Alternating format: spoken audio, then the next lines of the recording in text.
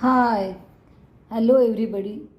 Today I have brought a traditional sabji, कुरडईची भाजी म्हणून याला म्हणतात. तर ह्या ठिकाणी ज्या आपल्या कुरडया असतात तळायला, आपण पुरणपोळीबरोबर कुरडया तळतो, तर ही कुरडई जी आहे ती थोडीशी 2 तास पाण्यात भिजवून ठेवली आहे.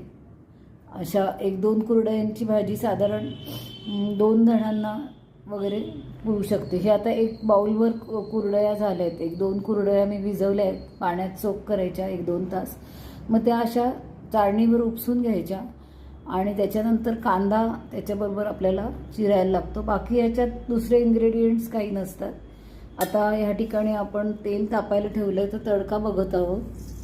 तर थोडंसं युज्युअल आपण टेम्परिंग करतो आहे, जिरं आणि मोहरी. त्याच्यानंतर ज्यांना ग्रीन कलरची भाजी हवी आहे, ही कलरने ही भाजी, तर ते ग्रीन चिली आणि हळदी टाकू शकतात फक्त.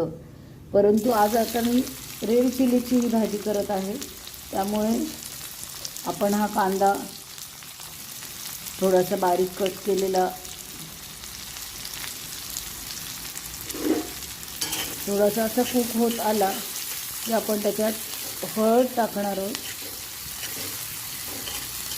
आणि चिली पावडर टाकणार आहोत. कारण आपली भाजी आज आहे रेड कलरची. येलो कलरसाठी ग्रीन चिली आणि हळदी पावडर टाकावं लागतं. आज आपण लाल रंगाची भाजी करणार आहोत, त्यामुळे आपण आज त्याच्यात लाल तिखट हळद एवढंच टाकलेलं आहे. आणि हे छान फ्राय झालं की जे मगाशी मी कुरडया भिजवून आणि उपसून घेतल्या आहेत, तर त्या ह्या ठिकाणी आपण टाकलेल्या आहेत.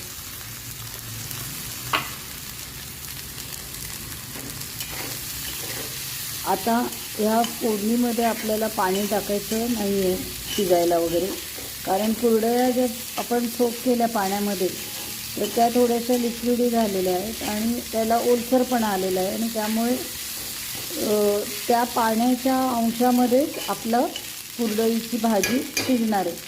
तर ही थोडंसं झाकण ठेवायचं तर ठेवायचं, नाही तर अशीच ठेवून द्यायची भाजी गॅसवर. आणि साधारण सॉल्ट कुरडईत असतं, त्यामुळे थोडंसं कमी टाकायचं. तर अशा प्रकारे ही कुरडईची भाजी तुम्ही पोळीबरोबर खाऊ शकता.